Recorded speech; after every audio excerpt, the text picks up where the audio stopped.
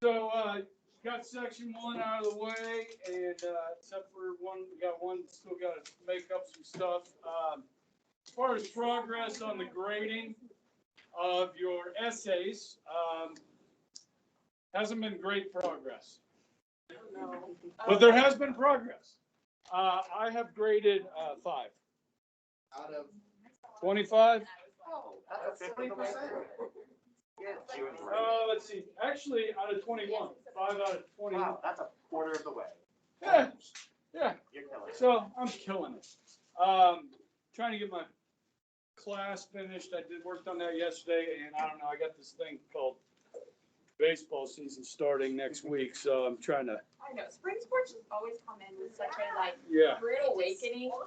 So I'm on page 35. I'm trying to flip there.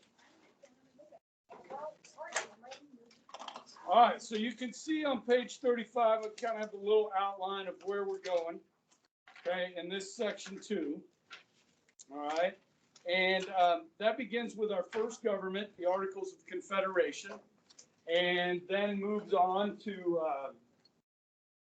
what else? The Constitutional Convention, because the Articles of Confederation, as you might remember, is going to fail miserably.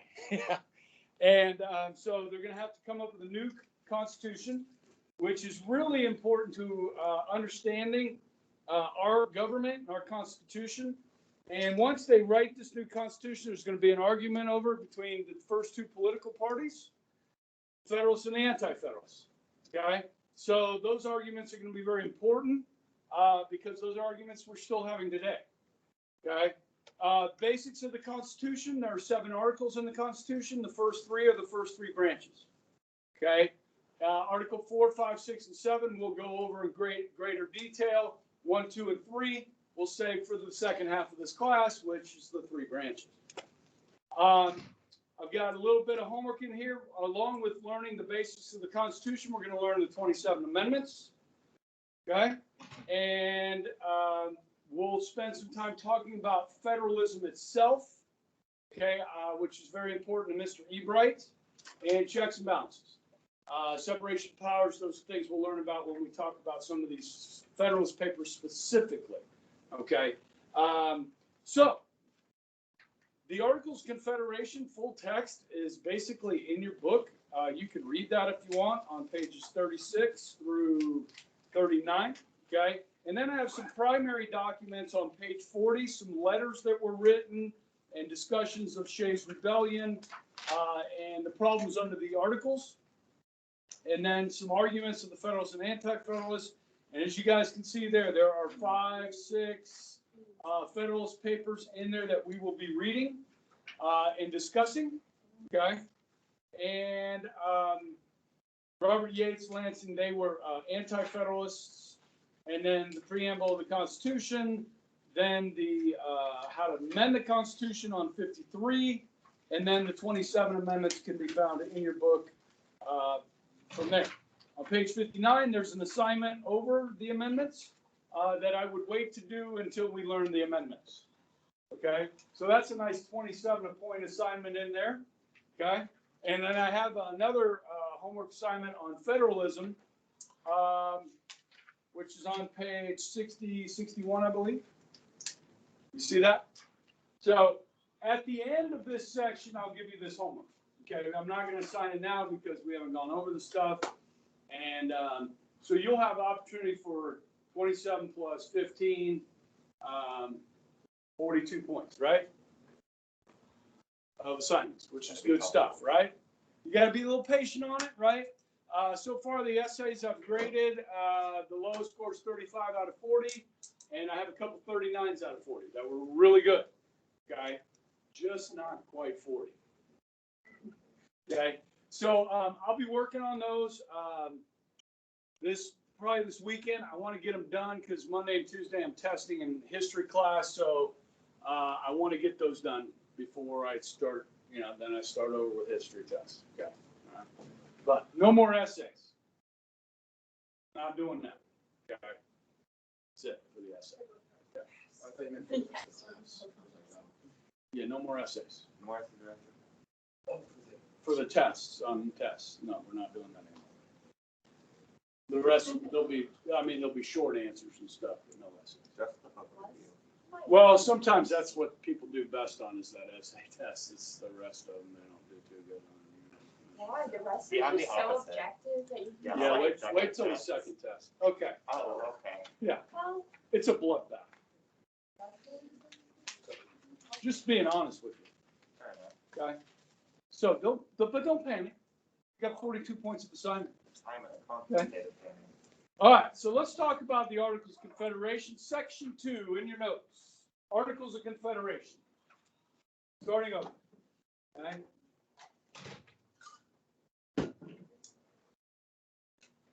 Do you guys remember what body wrote the Articles of Confederation? Remember what city they were in? Philadelphia. And what was the name of the body that wrote the Articles of Confederation? Second Continental Congress, which was in session from 1775, May, until March 1st, when they wrote the Articles of Confederation. So the dates of the Articles of Confederation start March 1st, 1781 is when they published it, okay, and ratified it, okay?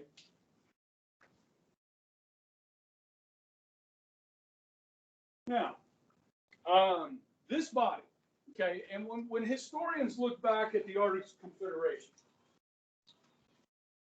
they generally look at the weaknesses of it because the thing doesn't work, okay? So there's a big focus on why didn't it work, okay? But let's talk about some of what powers it did have and what powers the government didn't have under the Articles of Confederation, okay? So, to describe the Articles, it created a unicameral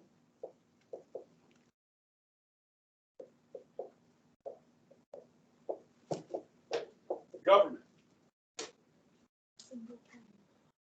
You'll notice I didn't say unicameral legislature. It's a unicameral government. It's one body.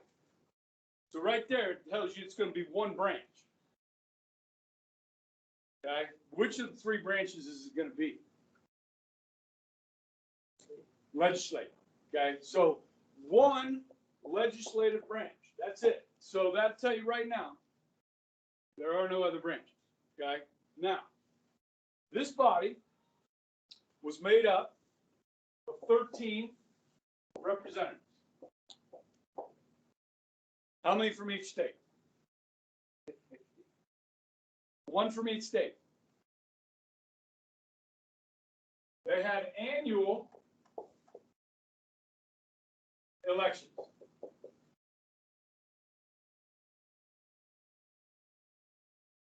Does this lead you to believe they trusted these government representatives or distrusted them? Yeah, because if they didn't like you, they can get you out in a year. Okay? Now, our presidential elections cycles, our presidential election cycles in this country today last about 14 months. From the primaries, getting ready for the primaries, going all the way through the spring, summer, and to November. Okay? In Europe, they laugh at us for how long our election seasons are. Okay? Because our presidents, they govern for 3 years and then they start running for re-election. Our members of Congress and the House who serve 2-year terms, they legislate for a year and then they start running for re-election. And senators legislate for 5 years and then start running for re-election. At least they got 6, right? So yeah, this shows an absolute distrust of power. Does it not? Okay. And the states retain a lot of power here because the states have control over these reps. All right. Now, in order to pass anything in this government, you need 9 votes.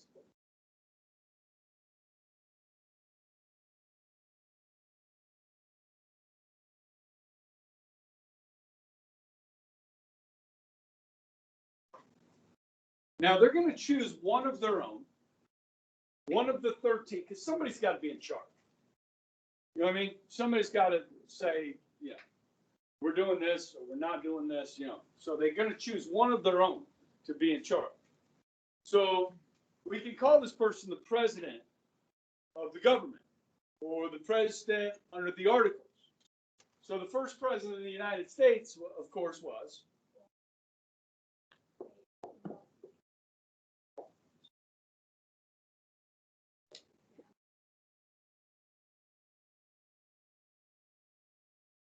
John Hanson.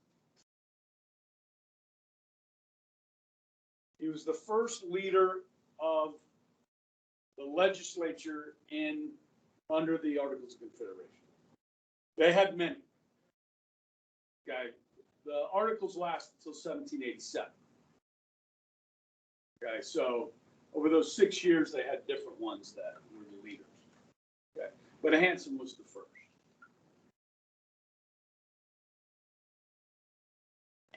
Now, who got to choose this person? They did, right? They chose amongst themselves this one leader. So what kind of system is that? The Congress chose the leader. Thank you.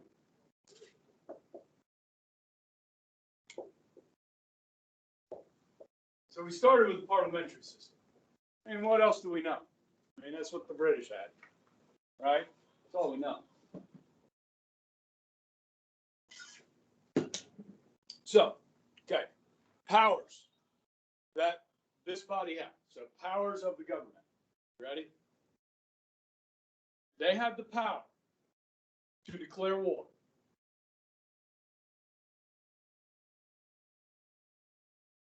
They have the power to make treaties.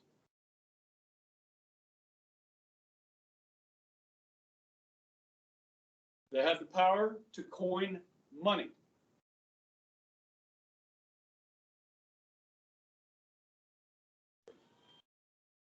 They had the power to raise an army.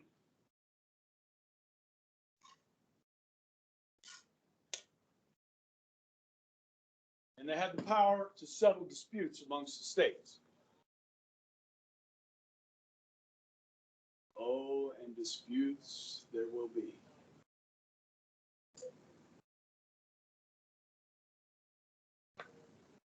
Now, so that's focusing a little bit on the powers they did have. But the powers they don't have are going to make it difficult to execute the powers they do have. So weaknesses under the Articles of Confederation. Be your next step, weaknesses. And this may be a good question to write about on a test.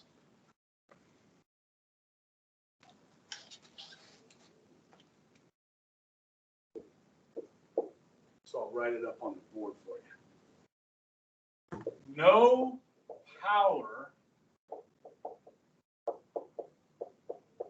to tax.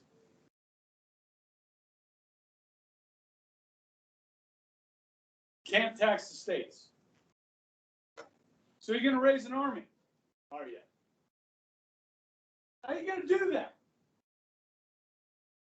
You're going to have to ask the states for money to do that. So you're going to coin money, huh? Yeah, but so are the states. Well, which money do you count? Which money has value? I don't know. No power to tax. That's a big one, okay? No executive branch.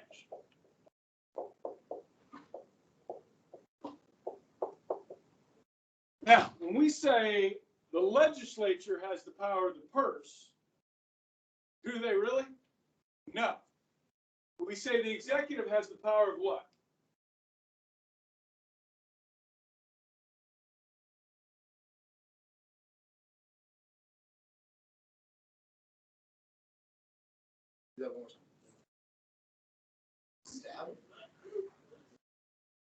The sword. Who said that? Very good. Say it louder. Okay. No power of the sword. So to enforce the law, use the sword. Okay. So they can't force the law.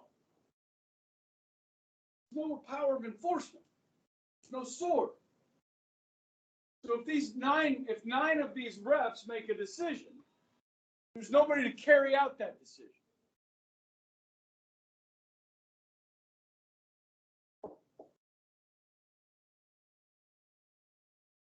There's no judicial branch.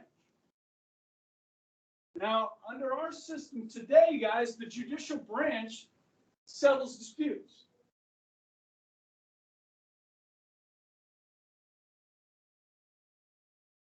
Okay, I know we have 14 people in here, but let's say we have 13 people in here, okay? And each one of you represents one of the 13 states, okay? Walden, you're Virginia. When Walden walks in the room, she's like, that's right, I'm from Virginia, okay? You're from Maryland. You've got red hair. You're right. Okay. Now, the Chesapeake Bay runs between Maryland and Virginia. Okay? But Virginia, Walden over here thinks they control navigation of the Chesapeake. And so if you want to use it for Maryland, you're going to have to pay a fee. Okay? Now, you're like, hey, you guys are in this, you were 13 with everybody else, okay? So you got to make an argument to the other 11 that what Virginia's doing to you is wrong. Virginia's got influence. In South Carolina, North Carolina, and Georgia, they're falling in line right here with Virginia, okay? So is Pennsylvania. Now, you guys are going to debate this. Should you have to pay? Should he have to pay navigation rights? Virginia says so. What do you think? Guys, these disputes between the states, they're arguing over their borders, navigation rights, the states that have better ports of entry, like New York, which has one of the best natural harbors in the world. They can bring in all kinds of stuff. But some of the others, like Pennsylvania, they may have a harder time. Like New Hampshire, Connecticut. Well, Connecticut might be all right, but New Hampshire, they may get fleeced. So if you want to bring goods through New York to get to New Hampshire, you got to pay to transport your goods through our ports. In New Hampshire back there, live free or die. Riley's like, hey, this isn't right.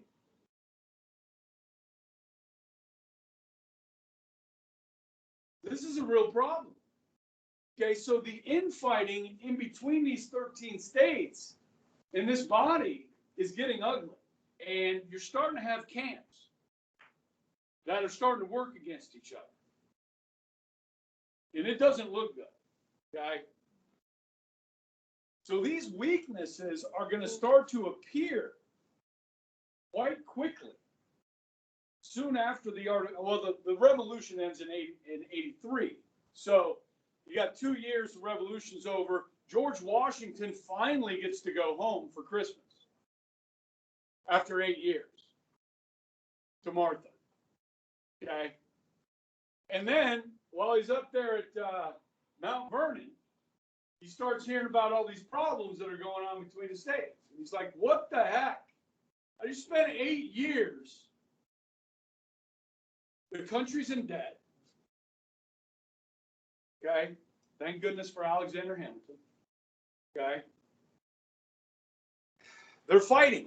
Okay. Now, I just brought up a new name. Alexander Hamilton. Okay. How many Hamilton fans we got in here? Right. I've seen it. Seen it? Okay. Now, what's kind of fun to talk about with this, guys, is there's two really important relationships here that are going to change the course of this country. And it's the relationship that George Washington has with Alexander Hamilton. Okay, because who is this bastard child from the Virgin Islands? Okay, this guy that thinks he's smarter than everybody else, and probably is. Okay, Hamilton. Okay, he was born in the Virgin Islands. His father's of Scottish descent, met a woman in the Virgin Islands. They had relations. He was born. His father left. So his mother was left to raise him on her own. Okay. Now, guys, you know there's a stigma to that back during this day. You know, I mean, today, you know, I don't know what percentage of the population is born out of wedlock, but it's close to like 35, 40%. So it's not really that stigma anymore. Okay. But it was back then. At the age of 13, Hamilton had gone to work for a big shipping magnate out of the Virgin Islands. This guy that ran a big shipping company. Okay. Now, what are they shipping in and out of the Virgin Islands?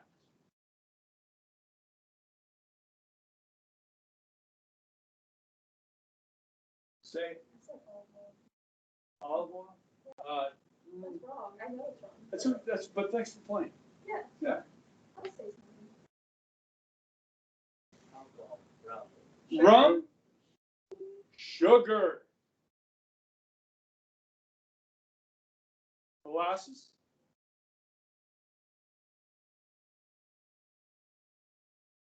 what else? Slaves. Okay. My family and I, we did a cruise, I don't know, 6-7 years ago down there. And when you're on something, we went to like 5 different islands, okay, which was amazing. Okay. Let me tell you, if you're ever going to take a cruise to the Caribbean, do this one. Fly into San Juan, Puerto Rico, and take the cruise out of Puerto Rico because you're already down there.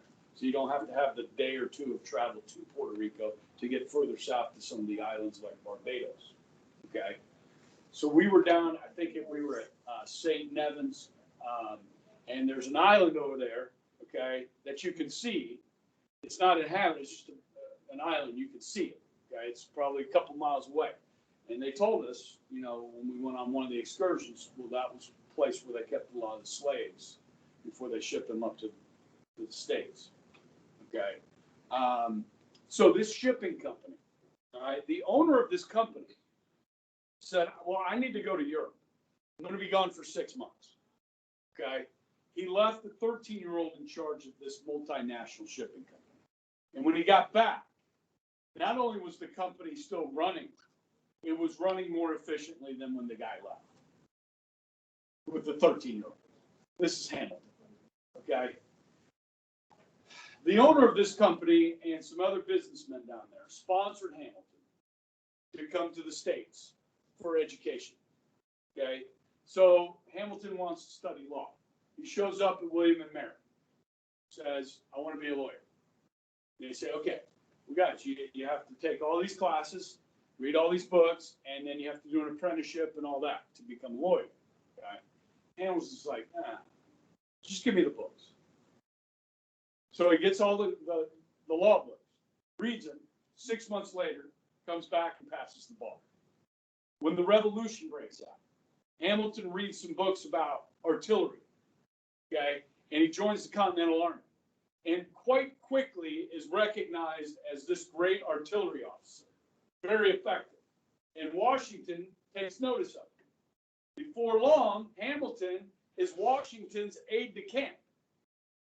Like he's his right-hand man, okay? So that relationship allowed this bastard child from the Virgin Islands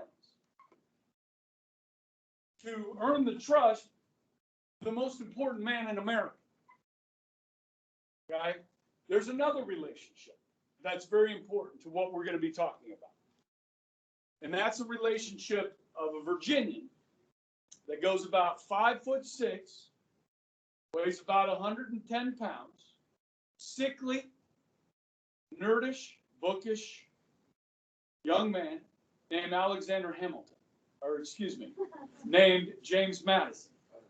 Okay, Madison, by the age of 9, is doing what we're doing now. By the age of 11, he's doing what you're doing in graduate school. Okay, brilliant. Both of these men are brilliant. Hamilton's a certifiable genius. Okay, Madison is extremely well read. Okay, he was educated in the home by doctors that were tutors that lived with the family. His tutors lived with his family. Okay, so when he finishes college, he's not real healthy. He's like, but he doesn't know what he's going to do. But the American Revolution happens, and so he throws himself into politics. He's from Virginia. So the governor of Virginia at the time is this guy named Thomas Jefferson. And he takes notice of this young man. And he basically becomes Jefferson's protege. All right? And so these two guys, Hamilton and Madison, will be a lot of the brainchild of the Constitution that we live under today. The Constitution that we live under today, I don't know if I've told you this yet, is the oldest Constitution in the world today. Since that Constitution was written in 1787, every other country on the planet has rewritten their Constitution. Ours is the oldest in the world. That's pretty crazy, isn't it? Think about it. Think about some ancient countries. You know, people that have been around for millennia. China. The Chinese been around. You learned about the dynasties and all that, right? Well, you guys know what happened in 1949, right? 48, 49, the Communist Revolution. They have a new government. The Japanese, well, we wrote their constitution for them in 1945 at the end of World War II. They've been around a long time, the Japanese. What about, I don't know, can you think of like an old country? I mean, Germany, unification of Germany took place in 1870. Unification of Italy, 1870. Russia, well, we know they've been through a lot in the 20th century, right? It's crazy. It's the oldest constitution in the world. All right? And it's not going anywhere anytime soon. Okay? So what we're talking about here, guys, is when they recognized all these problems that were taking place. And I could read to you some, and I probably should.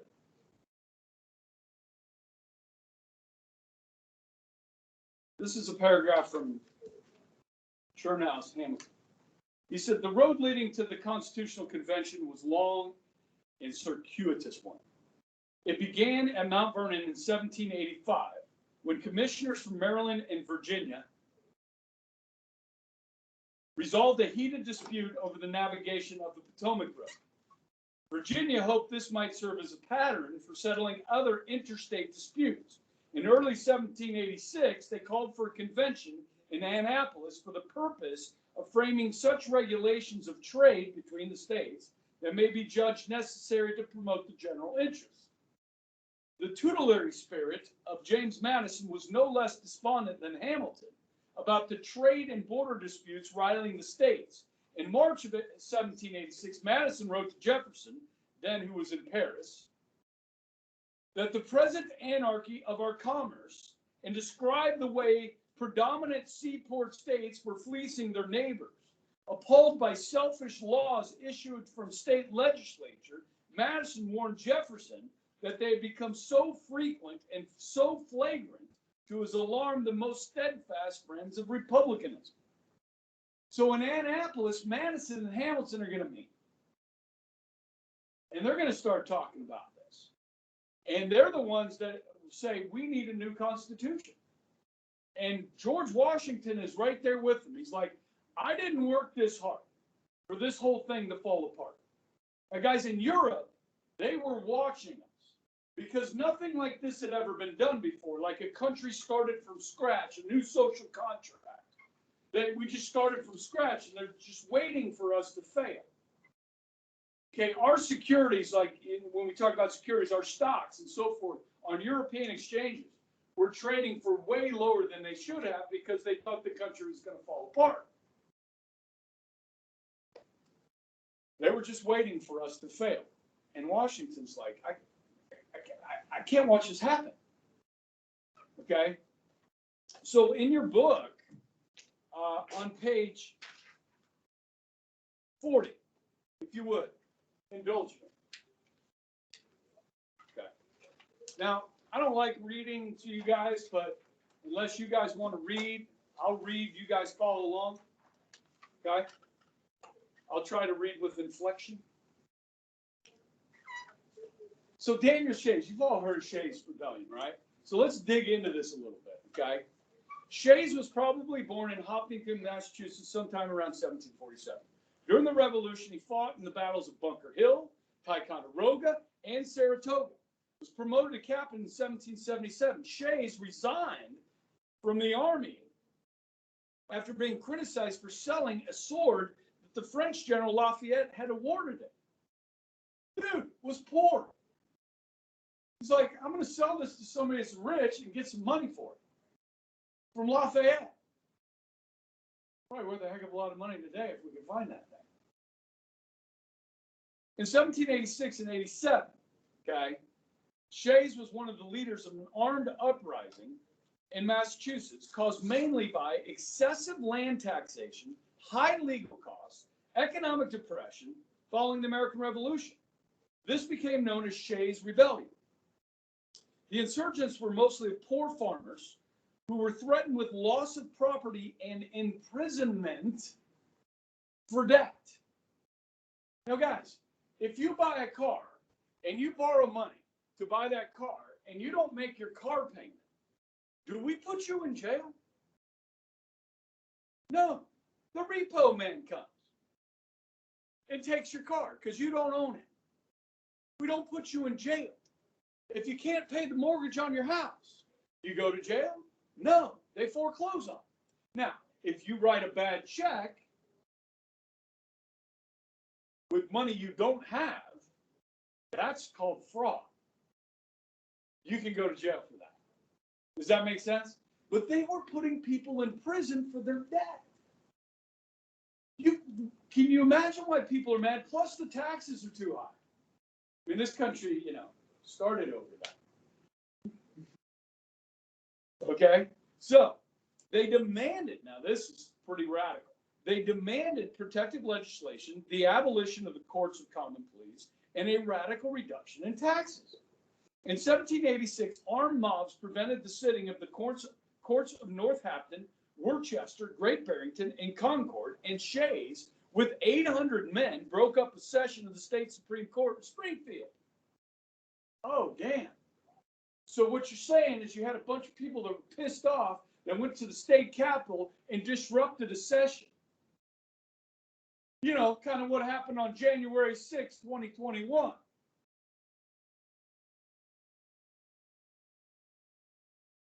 This is good stuff, right? Okay, now, so courts at Northampton, Great Barrington, Worcester, yes, Supreme Court in Springfield, okay. While attempting to seize, they went after the federal arsenal in Springfield. Shea and his men were finally repulsed by state militia in January 1787. The rebels fled toward Petersham, where they were finally defeated. Most of the men were pardoned later in the year. Shea's condemned to death for what? Trying to overthrow the government of Massachusetts in an armed rebellion. Escaped to Vermont and was pardoned a year later. Now, I had this discussion with people before January 6th, okay? So I'm going to have this discussion with people after January 6th, okay? Look, during the Ferguson, Missouri protests a couple years ago, and the Black Lives Matter protests of last summer, right? Most of the protests were peaceful. They really were. When they weren't peaceful, that's going to make the news. You know what I mean? People are going to see that, and there was some rioting and looting and violence. Now, is it legal to take your protests out onto Highway 54 or Kellogg and block traffic on the freeway? Is that legal? That's illegal protest. Now, did they do that in Ferguson, Missouri? Yes. Did they do that in cities all over the country this summer during the Black Lives Matter protest? Yes. Can you arrest those people? Yes. Can you put them in jail? Yes. Did we? Maybe for less than 24 hours. You know what I mean? We are born out of protest, this country. We have to be careful not to stop it, not allow protest. You know what I mean? We have to allow people to vent their frustrations. Okay? Otherwise, if they can't, then it will get bloody. But if people can vent their frustrations, they need to be allowed to. So let's look. Jefferson, now he's in France. He's in Paris. He is the U.S. ambassador to France. Okay? So look at this letter, okay, in response. Now, this letter is written from James Stephen Smith, who is John Adams' son-in-law. So he married John Adams' daughter, Nabby. They called her Nabby. Okay? And this is what he writes to Jefferson. The letters which were written while Thomas Jefferson, okay, let's go down here. Yeah. Okay, that just kind of explains what these letters are written to. Okay, this is Jefferson's response to all these fears about what's happening. Okay. He said, what country ever before existed a century and a half without a rebellion? And what country can preserve its liberties if the rulers are not warned from time to time that their people preserve the spirit of resistance? Let them take arms. The remedy is to set them right as to the facts, pardon and pacify them. What signify a few lives lost in a century or two? The tree of liberty must be refreshed from time to time with the blood of patriots and tyrants. It is its natural manure. That's radical. Yes?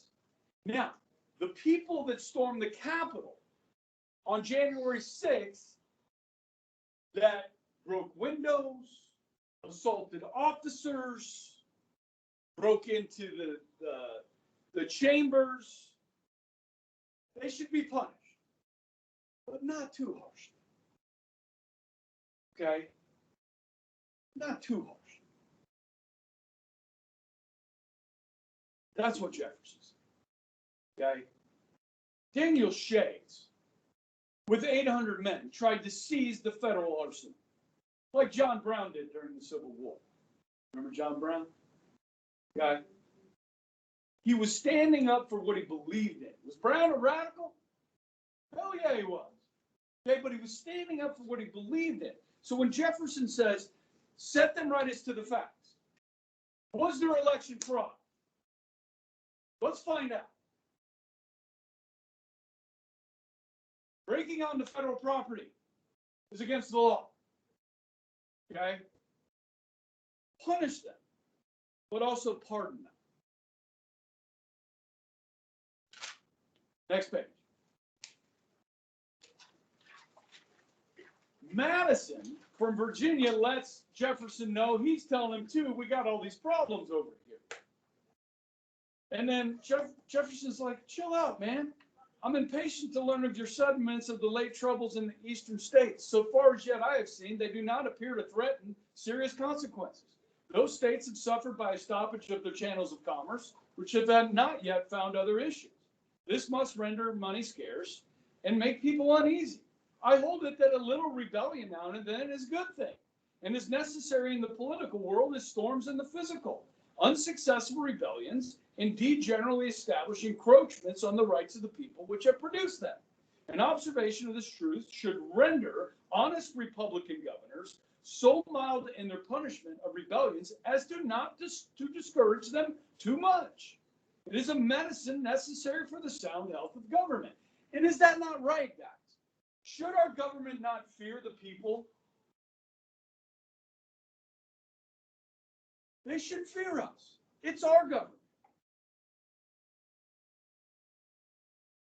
And if they don't fear us, they'll do whatever the hell they want. Okay? This is coming from the Declaration, the author of the Declaration of Independence here. Okay? Does it sound radical today?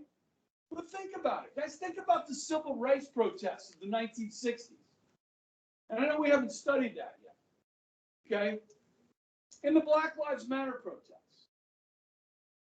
The protests over whatever grievances people have. Okay? Yeah, it's a little bit scary for what happened on January 6th. Okay? And unfortunately, there was loss of life. And that's awful. There's no question. Okay? But, guys, there's no rebellion going on in this country. Nobody's taking up arms against the government at this point. Okay? So whatever they're freaking out about, they need to freaking study history a little bit and chill out. That's my opinion. All right. We'll read George Washington's words tomorrow, okay? And just keep moving forward, okay? Y'all have a great day. I might get fired for that lecture.